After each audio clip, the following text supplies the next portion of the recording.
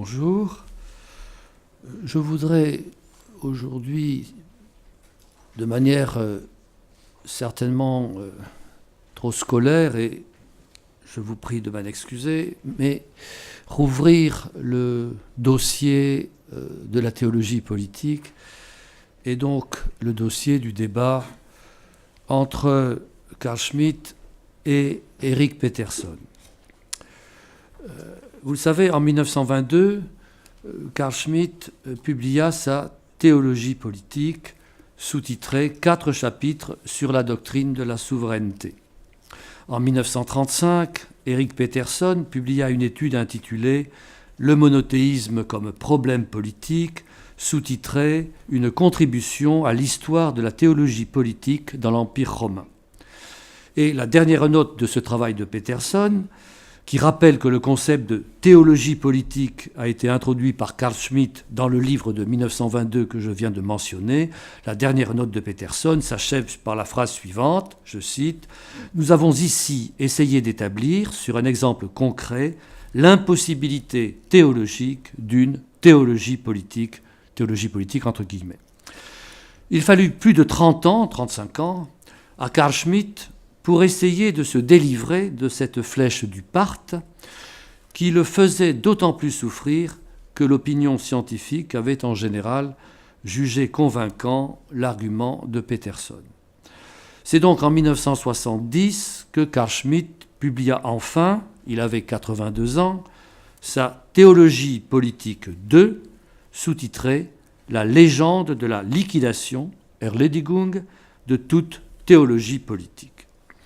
Je voudrais donc reprendre certains des éléments principaux de ce débat, non pour apporter une contribution scientifique, d'ordre historique, théologique ou exégétique, mais pour restituer les lignes de force d'un argumentaire contradictoire que nous avons peine à pénétrer en raison d'une part de la complexité et de l'éloignement temporel des références, d'autre part du style intellectuel des deux protagonistes, abrupt et elliptique chez Peterson, réticent et néanmoins bavard et toujours rusé chez Schmitt.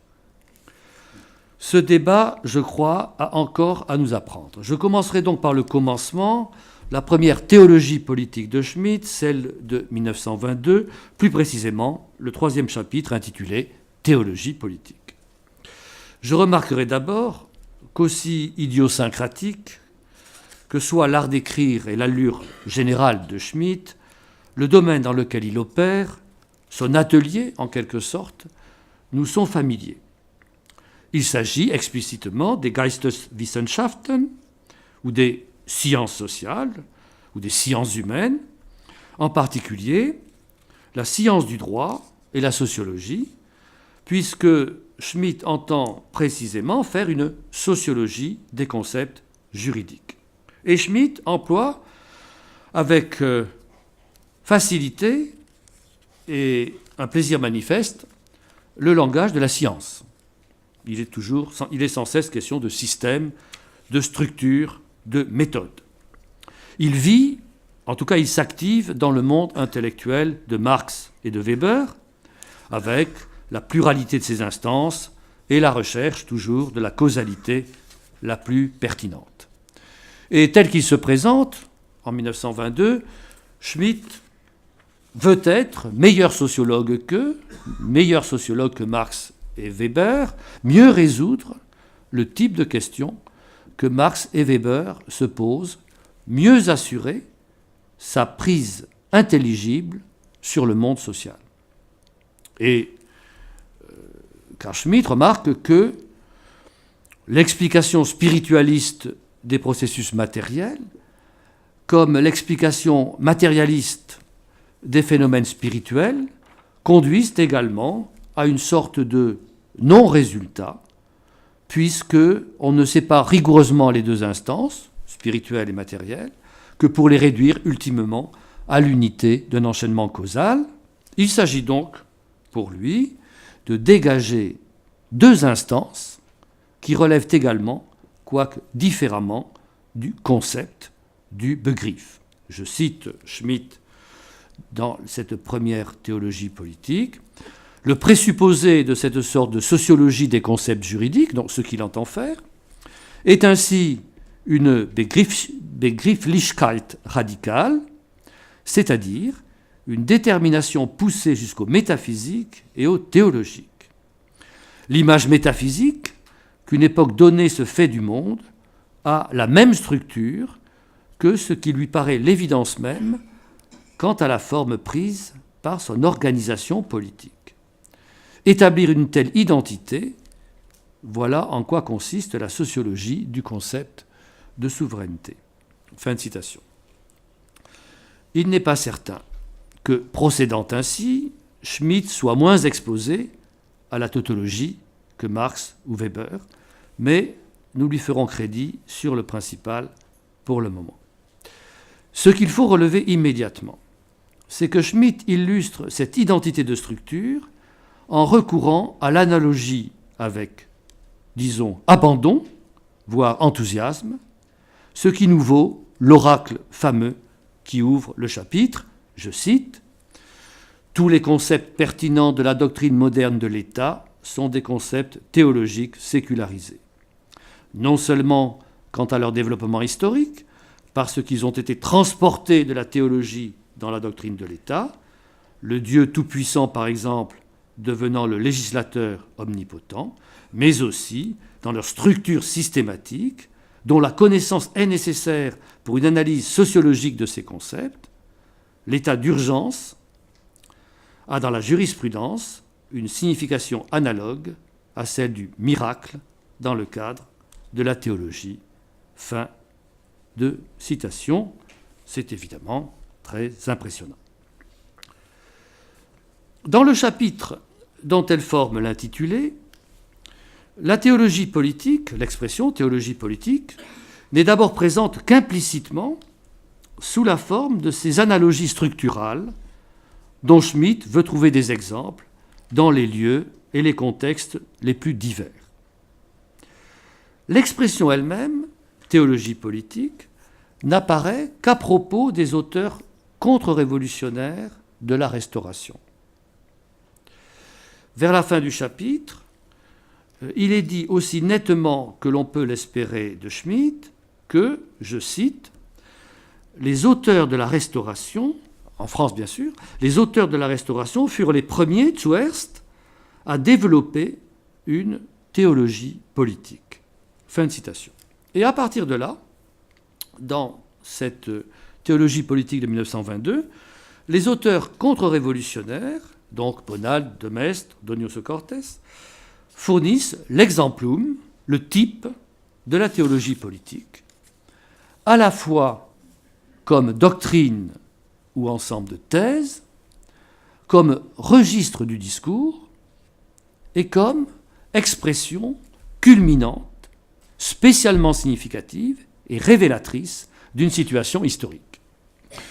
Et c'est, vous le savez, principalement Donioso Cortés qui est mis sur le pavois pour avoir, je cite, il faut l'écouter cette formule, pris conscience avec une radicalité géniale du noyau métaphysique de toute politique. Fin de citation. Et pour avoir compris, je résume maintenant, qu'avec la fin de la légitimité traditionnelle, monarchique, la question de la décision et de la dictature venait au premier plan. Dans le quatrième et dernier chapitre, ces chapitres sont très très brefs, intitulés « Sur la philosophie de l'État de la contre-révolution de Maistre Bonald Donioso Cortés », dans lequel la ligne mélodique principale introduite par touches successives dans le chapitre précédent est reprise par tout l'orchestre dans un mouvement de crescendo, agitato, fortissimo et finalement furioso, un mouvement véritablement concluant. Car Schmitt n'est nullement dupe des ironies, paradoxes ou contradictions de la contre-révolution qui est prise, il le souligne, entre la légitimité qui congédie la volonté et la dictature qui exalte la décision.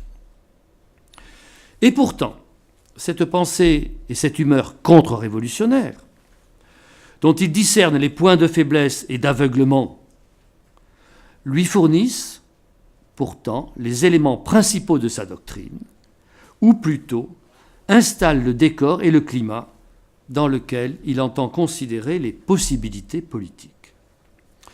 D'un intérêt particulier est évidemment ce qu'il dit de la théologie politique de Cortés. Celui-ci, nous dit-il, je cite là encore, a radicalisé de manière polémique le dogme tridentin du péché originel, qui, concède Schmitt, ce dogme ne peut pas être dit simplement radical. Et du point de vue de l'exactitude dogmatique, concède-t-il encore, on est en droit de dire qu'il a, je cite, exagéré la méchanceté naturelle et l'abjection naturelle de l'homme.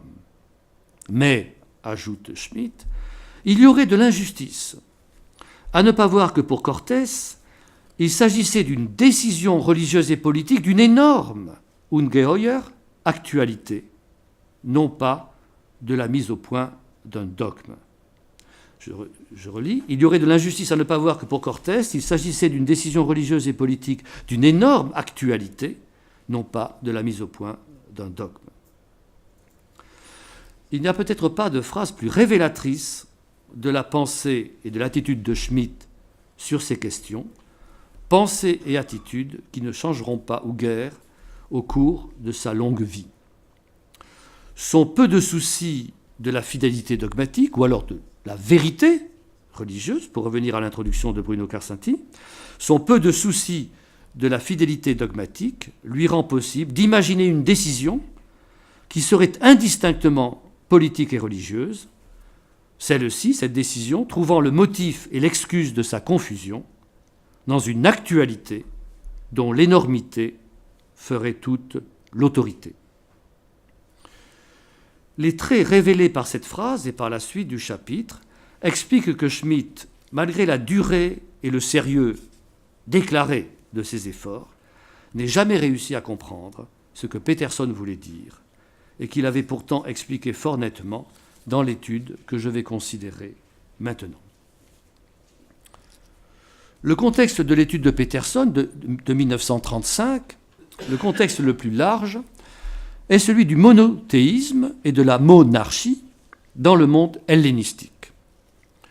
L'épigraphe, pour ainsi dire, a né le célébrissime vers d'Homère, «Uk agathon polykoiraniae, eis koiranos esto». Il n'est pas bon qu'il y ait beaucoup de gouvernants, qu'un seul soit le prince, en quelque sorte, le souverain. Au deuxième livre de l'Iliade, n'est-ce pas, c'est Agamemnon qui parle, et vers d'Homère cité par Aristote au livre lambda de la métaphysique, et donc vers d'Homère qui aura une destinée à la fois politique et métaphysique incomparable. Le contexte plus précisément délimité de l'étude de Peterson est celui du devenir de la foi juive dans un monde grec dominé par l'idée monarchique. Le judaïsme ancien peut se résumer par un peuple, un Dieu. Un peuple, un Dieu. Et de fait, on lit dans le Deutéronome, c'est Moïse qui parle, « À Yahvé, tu as fait dire aujourd'hui qu'il serait ton Dieu, que tu marcherais dans ses voies, que tu observerais ses décrets, ses commandements et ses règles, et que tu écouterais sa voix.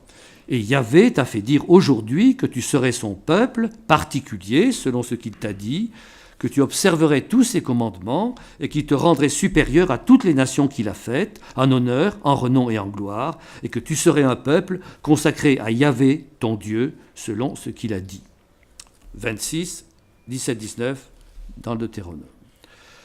Cette relation sans pareille du peuple juif à son Dieu induit une dissymétrie avec les nations, au pluriel, qui, elles aussi, sont créées par Dieu. Et donc la notion de monarchie divine ou de monothéisme ne peut faire une place adéquate à ce double caractère du Dieu d'Israël, d'être à la fois le créateur de toutes choses et de tous les hommes, et d'être aussi le Dieu particulier, l'allié intime d'un peuple unique.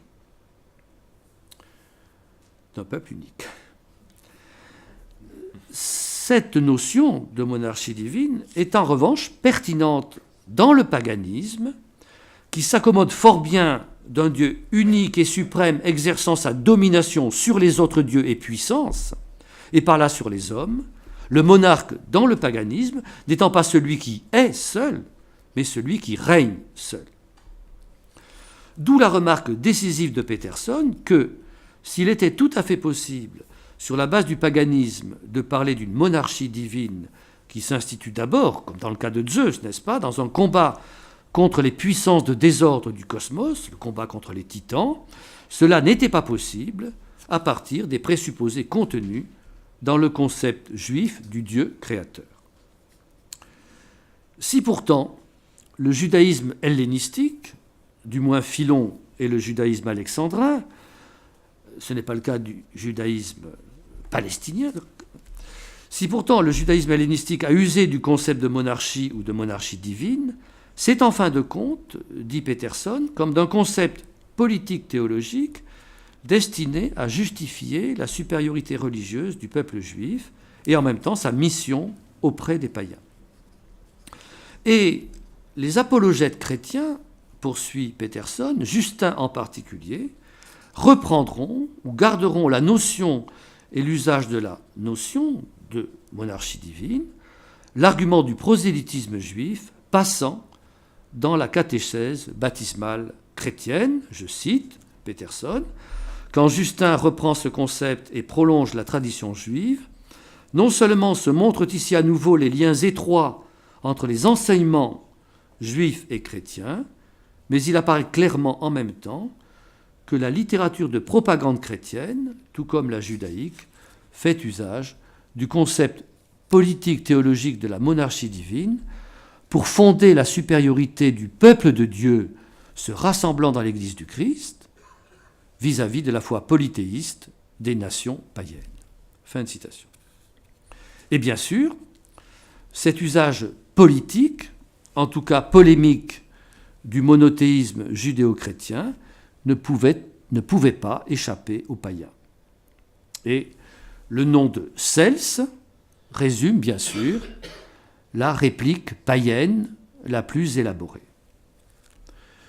Tandis que les chrétiens opposent au polythéisme que l'on ne peut servir plusieurs maîtres, Cels, C-E-L-S-E, le défenseur du paganisme contre le christianisme, dont nous avons certains textes ou une partie de son discours véridique grâce à Origène, qui lui répond, n'est-ce pas, la Léthès Logos, Cels se répond donc que le discours chrétien qui dit que l'on ne peut servir plusieurs maîtres fait entendre la voix de la révolte, la voix de ceux qui se coupent et s'arrachent du reste des hommes. En parlant ainsi, dit Cels, ils transfèrent finalement leurs propres affects sur Dieu. En revanche, qui, comme les païens, honore les dieux, honore en même temps aussi le Dieu le plus haut. Celui pour qui il n'y aurait qu'un seul Seigneur introduit la division dans le monde des dieux comme dans celui des hommes. Bref, pour Cels, les chrétiens sont des partisans du parti de l'un qui introduisent la stasis, la division. Peterson traduit stasis par Aufruhr, la division, la révolte, entre les dieux comme entre les hommes.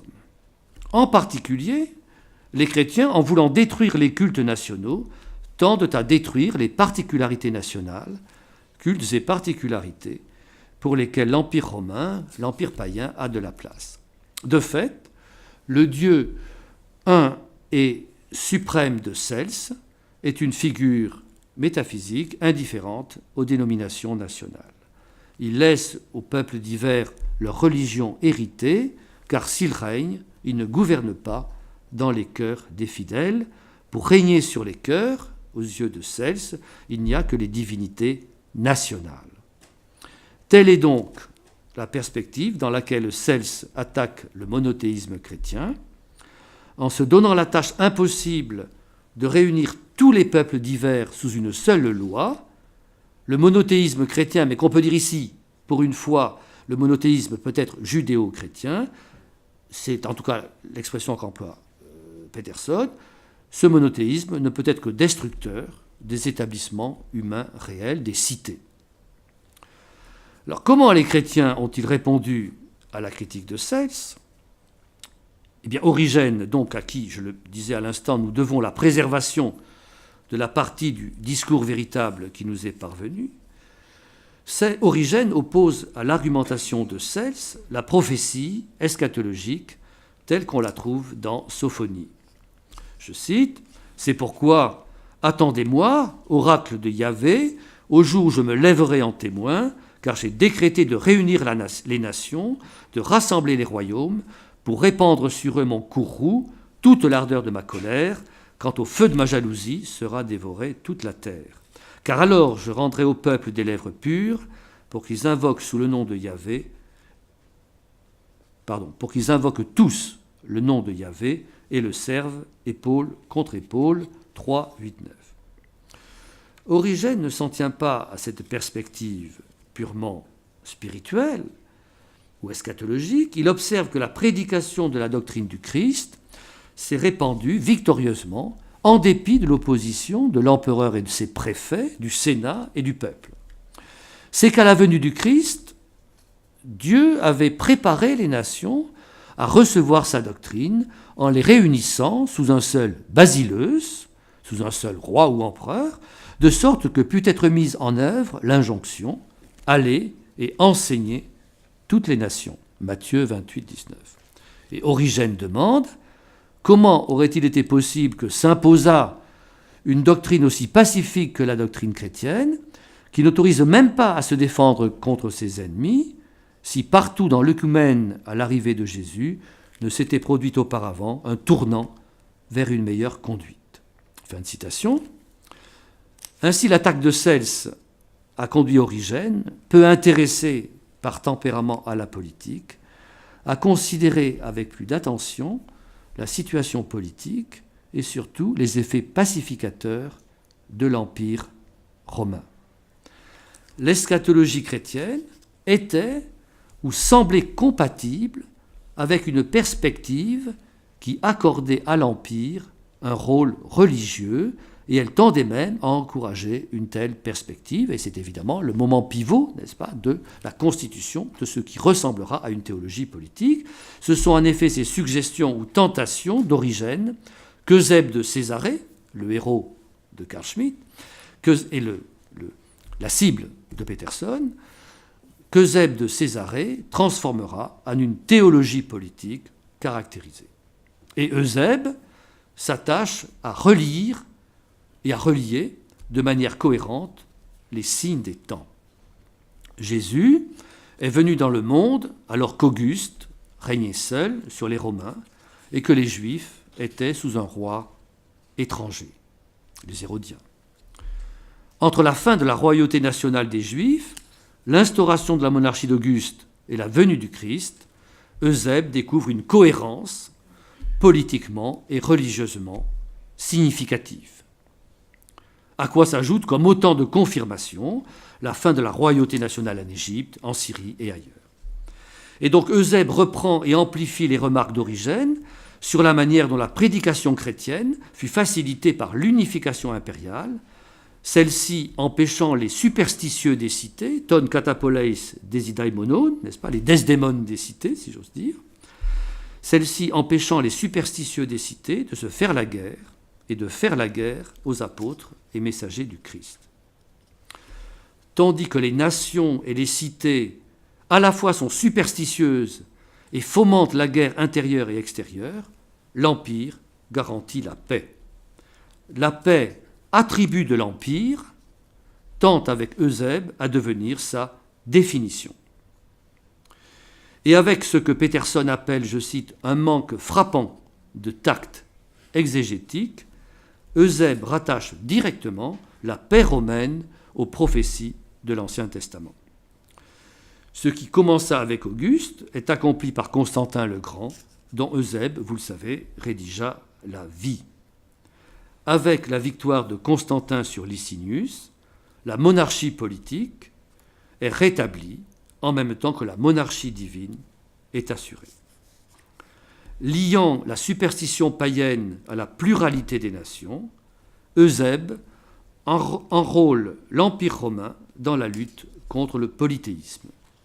L'Empire est l'objet d'un choix non moins religieux que politique, ou inséparablement religieux et politique. Peterson résume, je cite, « Les trois concepts, empire romain, paix et monothéisme, sont ainsi noués ensemble de manière indissoluble. Mais un quatrième moment vient encore s'ajouter, la monarchie de l'empereur romain. Le monarque unique sur la terre, et pour Eusèbe il n'y en a point d'autre que Constantin, correspond au monarque divin unique dans le ciel. » Et Peterson ajoute ceci qui est le plus important pour notre sujet, je cite, « Quelle que soit l'influence de la philosophie et de la rhétorique antique sur Eusèbe, on ne peut pas cependant ne pas voir que la conception d'ensemble qui lie empire, paix et monothéisme, et monarchie, présente une unité conçue par des chrétiens. Quelle autre idée un païen se faisait de l'unité de l'empire et de l'unité des cultes? L'exemple de Cels nous l'a montré, lui qui a donné la première impulsion à l'élaboration, contre lui bien sûr, de toute cette idéologie chrétienne. » Fin de citation. Cette dernière expression, idéologie chrétienne, que Peterson n'emploie, je crois, qu'une seule fois dans son étude, est décisive. Ces formations conceptuelles, comme celle d'Eusèbe de Césarée, que la prose persuasive d'un juriste savant et rusé désigne sous l'intitulé prestigieux de théologie politique, l'exemple décisif d'Eusèbe de Césarée nous invite à leur faire subir une diminutio capitis et à constituer qu'elle relève d'une élaboration qu'il faut dire simplement idéologique, en l'occurrence d'une idéologie chrétienne. Intervenant à ce stade de l'étude, cette expression résume les résultats obtenus et anticipe sur la dernière étape de la démonstration de Peterson, celle qui concerne l'hérésie arienne et la question trinitaire. Nous avons signalé déjà, Peterson a souligné, que la notion de monothéisme ne convenait pas à la religion judaïque, ne lui était pas adéquate. La notion de monothéisme divin. Était-elle adéquate au christianisme? L'usage que les ariens faisaient du concept de monarchie divine devait conduire à répondre à cette question. L'arianisme, en effet, monarchisait, si j'ose dire, la doctrine chrétienne, et pour autant la politisait, reprenant les chemins de pensée d'Eusèbe de Césarée, qui d'ailleurs avait semble-t-il, des propensions ariennes. Dès lors que le concept de monarchie divine entrait en contradiction avec le dogme trinitaire, la dispute sur le dogme, donc la dispute autour de l'arianisme, devenait un combat éminemment politique ou avait des conséquences politiques décisives. Si l'on devait rejeter, pour des raisons théologiques, la monarchie divine d'Eusèbe ou des Ariens, alors la continuité de l'Empire romain, d'Auguste à Constantin et ses successeurs, était brisée, et son unité intérieure menacée, puisque la majorité des citoyens de l'Empire étaient encore païens. Le christianisme introduisait vraiment, le christianisme trinitaire, orthodoxe, introduisait vraiment la stasis dans l'ordre politique comme dans l'ordre métaphysique, ainsi que Cels l'avait diagnostiqué. D'où l'inclination des empereurs du côté de l'arianisme et la proximité des Ariens par rapport à la cour de Byzance. Bref, résume Peterson, la doctrine orthodoxe de la Trinité menaçait effectivement la théologie politique de l'Empire romain. Fin de citation. L'unité divine, telle qu'elle est conçue par l'orthodoxie trinitaire, n'a pas de correspondance ou d'analogue dans la vie des créatures, y compris dans leur vie politique. Peterson peut alors conclure, je cite, « Ainsi, non seulement le monothéisme comme problème politique est théologiquement liquidé et la foi chrétienne libérée de son enchaînement, Verkettung, libérée de son enchaînement à l'Empire romain, mais aussi, fondamentalement, la rupture est consommée avec toute théologie politique qui utilise abusivement l'annonce chrétienne pour justifier une situation politique. Fin de citation. La conclusion de Peterson est suffisamment claire, mais pour anticiper sur la dernière partie de l'exposé, je voudrais ajouter ceci. Ce que la doctrine trinitaire interdit, c'est donc l'enchaînement, au sens fort du terme, de la religion chrétienne à un état de fait politique. Mais, dira-t-on, l'Empire romain, en dépit de ses prestiges, n'est qu'un état de fait politique parmi d'autres. Pourquoi ce qui a valu pour l'Empire romain vaudrait-il pour toute autre situation politique, passée, présente ou future? Pourquoi une autre théologie politique que celle d'Eusèbe de Césarée ne pourrait-elle être validée? Ce qu'il faut comprendre, je crois, ce qui me semble implicite dans la thèse de Peterson, très elliptique dans son expression, c'est que l'Empire romain, en rassemblant tendanciellement tous les hommes dans la paix, offrait alors l'approximation la plus plausible de l'accomplissement du christianisme. L'analogie la plus plausible, donc la plus tentante, de la paix de tous les hommes de bonne volonté. L'Empire romain, c'est évidemment une réalité historique particulière, c'est aussi le type, l'exemplum de tout rassemblement politique des hommes dans une paix humaine. Si donc le dogme trinitaire liquide la théologie politique de l'Empire et en général donc du rassemblement de tous les hommes dans une paix humaine, alors il liquide, à plus forte raison, toute autre théologie politique, dont les arguments politiques comme théologiques seront toujours moins convaincants que ceux de l'Empire. Je n'ai pas beaucoup de temps à consacrer à la seconde théologie politique de Schmitt, qui est censée répondre à l'étude de Peterson. Je n'ai pas beaucoup de temps, mais j'allais dire que ce n'est pas très grave. Je l'ai dit en commençant, il s'agit d'un texte à la fois réticent, bavard et rusé, ce qui a pour conséquence qu'il est difficile de savoir ce qu'il prouve, et plus gravement même ce qu'il entend prouver. Je m'en tiendrai donc à quelques remarques conclusives. Nous venons de le voir, centrale dans la thèse de Peterson est la question dogmatique, la question de la vérité, celle de la compréhension exacte du dogme, des conséquences heureuses de l'exactitude dogmatique, malheureuses de l'imprécision ou de l'hérésie. On s'attendrait donc à ce qu'un catholique conservateur, voire réactionnaire, comme Schmitt, montre quelque intérêt pour cet aspect des choses. Or, nous avons vu déjà avec quelle facilité, dans la première théologie, Schmitt pardonnait à Donoso Cortés son intempérance dogmatique, dont il est parfaitement averti.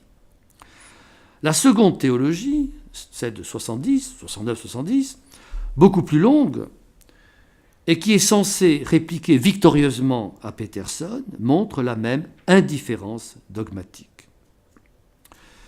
Il reproche à Peterson d'avoir ignoré que l'ouvrage de 1922 ne portait pas sur un dogme théologique, mais sur un problème scientifique et théorique et d'histoire du concept, celui donc, nous le savons, de l'identité de structure conceptuelle des arguments et connaissances théologiques et juridiques. Non seulement cela, mais il lui reproche, à ce livre de Peterson de 1935, d'être issu de la crise du protestantisme allemand, et sans doute s'est impliqué de la crise intérieure de Peterson, passé, comme vous savez, du protestantisme au catholicisme. Il reproche à ce livre d'être sorti de la crise du protestantisme allemand et implicitement de la crise personnelle de Peterson pour s'installer, Peterson, dans une, je cite, cette formule est tout de même fort de café, pour un catholique soucieux de l'exactitude du dogme. Il reproche à Peterson de s'être installé dans, je cite, une sécurité théologique dogmatique imperméable à la crise.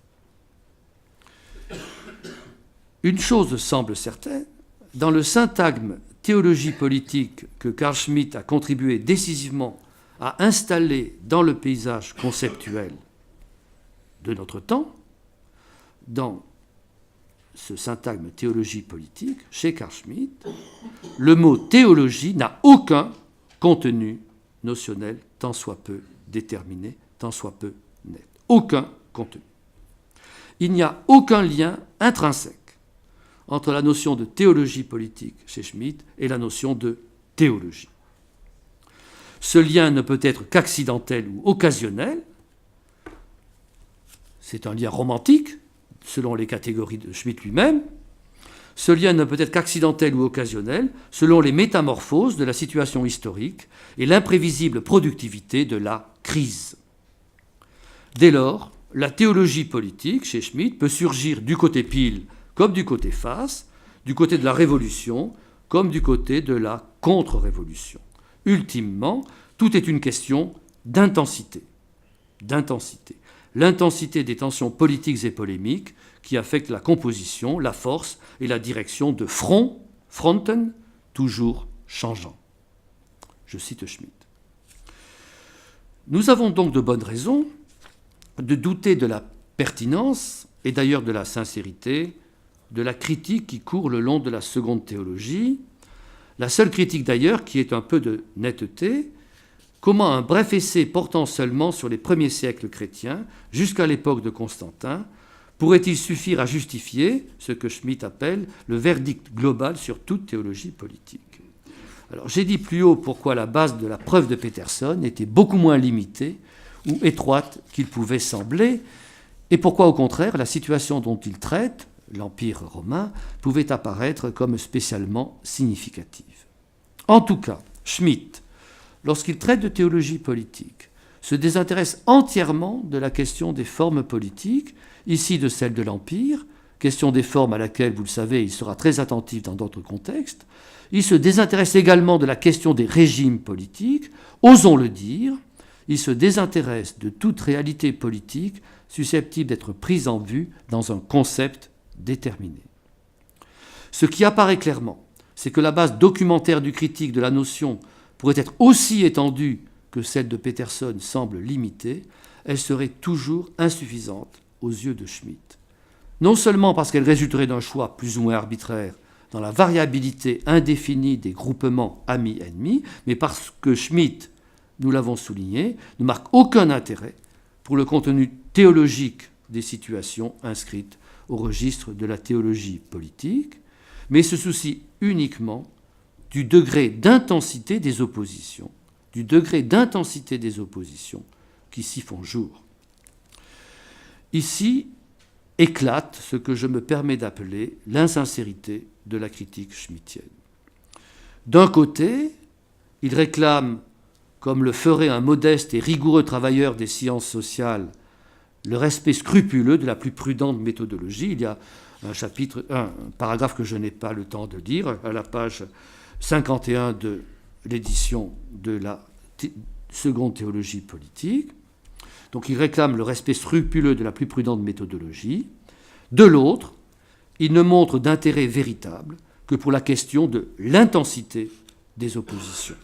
Question qui, évidemment, échappe à toute prise rigoureuse de quelque discipline que ce soit, et qui trouve son illustration typique, nous l'avons déjà vu, mais c'est repris dans la seconde théologie, dans la figure de Donioso Cortés, qui n'est, selon Schmitt, que, je cite, radikale Steigerung, Übertreibung, Verachtung ohne Grenzen, Verzweiflung et même Wahnsinn.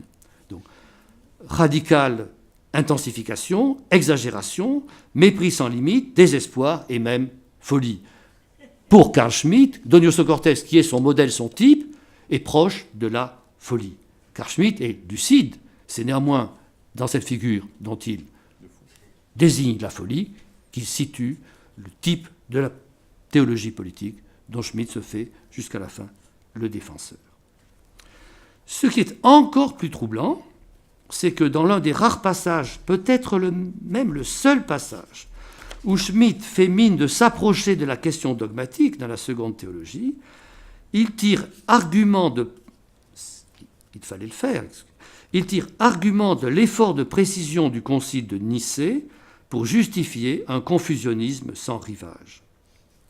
Dans le sous-chapitre consacré à Eusèbe comme prototype de la théologie politique, on lit ceci, je lis, « Peterson veut s'en tenir à l'absolue séparation des deux domaines, le politique et le théologique, alors qu'avec le dogme de la Trinité précisément, la séparation absolue n'est possible qu'abstraitement, dès lors que la seconde personne de la Trinité représente, darstellt, les deux natures, Dieu et homme, dans une unité complète, et Marie, humainement la mère, a introduit l'enfant divin dans la réalité historique à une date déterminée de l'histoire du monde ici-bas. » Fin de citation.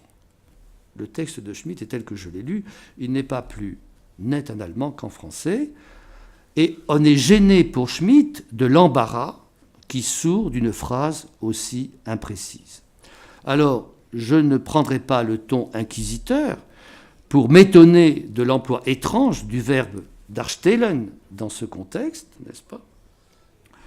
La seconde personne de la Trinité représente les deux natures. Je croyais que selon le dogme, elle était les deux natures, mais on se bornera à remarquer que c'est la double nature divine et humaine dans l'unité de la seconde personne de la Trinité qui permet et exige une séparation radicale entre les deux domaines, tout en rendant possible et appelant l'unité des hommes et de Dieu, précisément par la médiation du Christ. Toutes les autres formules du rapport humano-divin, ça c'est la thèse de Peterson et je dirais la thèse orthodoxe chrétienne, toutes les autres formules du rapport humano-divin, qu'elles soient païennes ou d'hérésie chrétienne, conduisent à une confusion de l'humain et du divin qui empêche la séparation comme l'unité. Je termine avec les dernières remarques de Schmitt. Je ne sais quelle importance accorder au jeu d'érudition et d'esprit auquel se livre Schmitt à la fin de la seconde théologie. Ceux qui l'ont lu savent qu'il s'intéresse à l'origine de la devise que Goethe a placée en tête du 4e livre de Dichtung und Wahrheit, devise latine, n'est-ce pas ? Nemo contra Deum nisi Deus ipse. Personne n'est contre Dieu si ce n'est Dieu lui-même. Et formule élaborée par Goethe, Schmitt a découvert, selon lui, nous dit qu'il a découvert cette origine dans un fragment de Jacob Michael Lenz, dans lequel Catherine de Sienne, l'héroïne, en appelle à Jésus pour être sauvée de l'amour et de la tyrannie de son père, du père de Catherine de Sienne. Et donc, poursuit Schmitt, la devise à laquelle Goethe a donné cette forme latine dérive donc de la Christologie, d'une Christologie où règne la stasis, la division, la lutte, la guerre entre le Père et le Fils. Schmitt ne peut pas avoir oublié que Cels, l'ennemi des chrétiens, leur reprochait d'introduire la stasis dans le monde des hommes et dans celui des dieux. Ainsi, à la fin de sa réponse à Eric Peterson, Carl Schmitt reprend le thème polémique ou stasiologique par lequel s'ouvrait l'étude de Peterson. La question est maintenant, la question première et dernière, qui est l'ennemi de qui ? Parce qu'au terme de son parcours sinueux, la flèche du Parthe, toujours plantée dans l'épaule, il ne restait plus à Carl Schmitt qu'à donner raison à son ennemi, à donner raison en tout cas à Cels, l'ennemi des chrétiens. Je vous remercie.